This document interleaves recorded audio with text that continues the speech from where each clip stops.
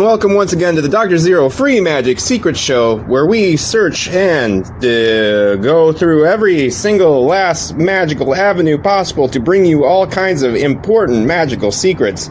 And one thing in particular that I've talked about on this podcast radio show thingamajig of sorts is the Egyptian Tarot by C.C. Zane. And I wanted to concentrate on the card known as the Lovers. And the importance of this book is that it compacts the Kabbalah and the Tree of Life and the Cube of Space into a thing called the Grand Pentagram, and it's a complete zodiacal deck, and it's its own complete thing, and it's a very long story, but you can look into it. There's more videos I have on it, but I just wanted to stick with this one deck's explanation of the Lover's card, because it covers all the basics and makes you understand why, and it presents the trope of magic. The most important thing about tarot is understanding the tarot exists in you and inserting yourself in the story of the Trumps.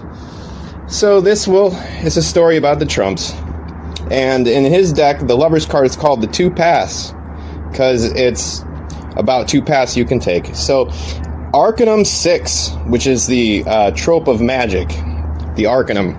Letter, Egyptian, Ur, Hebrew, Vow, English, V-U-W, number 6, astrologically the planet Venus. Color yellow, tone E, occult science, Kabbalism. Human function, the astral body. Natural remedy, rest and recreation. Mineral, the metal copper. U6, expresses in the spiritual world the knowledge of good and evil. In the intellectual world, the balance between liberty and necessity. In the physical world, the antagonism of natural forces, the linking of cause and effect.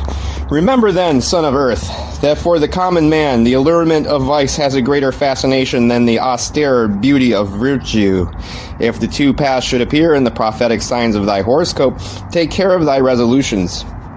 Obstacles bar before thee the path thou wouldest pursue. Contrary choices hover over thee, and thy will wavers between two resolutions. Indecision is, above all else, worse than a bad choice. Advance or recede, but do not hesitate. And know that a chain of flowers is more difficult to break than a chain of iron. In divination, Arcanum 6 may be briefly interpreted as temptation. Arcanum 6 is figured by a man standing motionless at the angle formed by the conjunction of two roads. His looks are fixed upon the ground. His arms are crossed upon his chest. Two women, one at his right and the other at his left, each place a hand on his shoulder, showing him one of two roads. The woman at his right is modestly clothed and has the sacred serpent, indicating enlightenment, at her brow. She thus personifies virtue.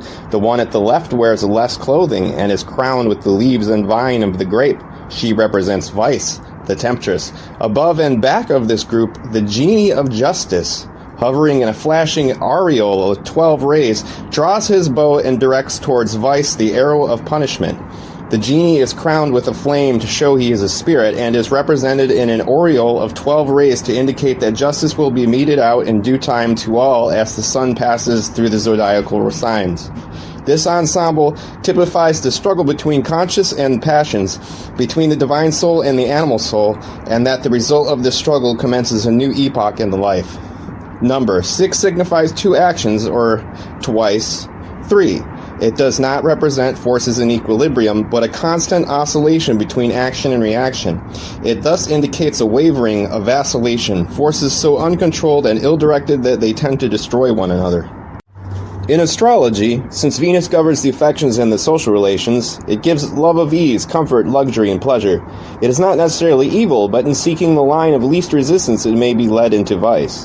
When it thus fails to resist the importunities of the wicked, it comes under the negativeness of Arcanum 2 and is then under the dominion of Arcanum 15 or Saturn, which is the second decade of 6. Human function. Because the astral body is so responsive to every thought and emotion, it is often called the desire body. The affections not only shape it, but give it nourishment, for it is organized by states of consciousness. Because it is so receptive and yielding, and the emotions play so important a part of its makeup, this astral body corresponds to Venus and to Arcanum 6. Alchemy. After the metals have been purified, before they are finally joined in transmutation, they are first tested to be sure that no dross or impurities remain. This process of testing the purity of the metals, of applying the test of love, corresponds to Arcanum 6. Masonry. The most excellent mastery degree of Masonry is founded upon Arcanum 6. When the Temple of Jerusalem was finished, those who had proved themselves worthy by their virtue, skill, and fidelity were installed as most excellent masters, quote unquote. In Magick, Arcanum 6 represents the temptations that always come to those who attain power. Especially is this temptation great among those who attain to use the invisible energies. Should they yield to such insidious promptings, their lot is terrible, for they become the slaves of the very forces they imagined they had controlled. This Arcanum also represents the use of privation, hardships, and obstacles to strengthen and test the will.